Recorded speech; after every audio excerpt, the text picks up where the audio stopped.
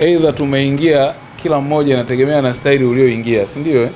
Na mpaka tukakaa kwenye meza hizi, iwe kwa kuchaguliwa, kwa kuteuliwa, iwe kwa kuapply kazi au kwa mfumo wote ule, ili mradi uko hapa ni upo kwa ajili ya Watanzania. Hata ndugu zangu waandishi wa habari hao wako kwa ajili ya Watanzania.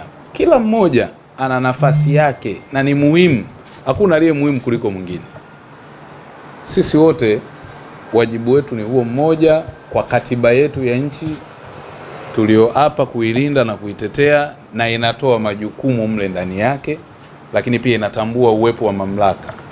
Kwa kupitia mamlaka ya Mheshimiwa Rais Dr. Samia Suluhu Hassan, ndio maana tumekutana hapa leo.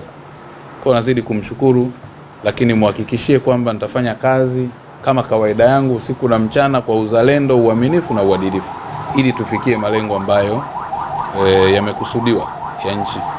Lakini vivyo hivyo siwezi kufanya peke yangu, na wategemeeni nyinyi na sisi pamoja na Mheshimiwa Waziri wetu na wizara nzima kwa ujumla, tukishikana tukawa kitu kimoja, haya mlioyasema NDC yatakuwa mepesi.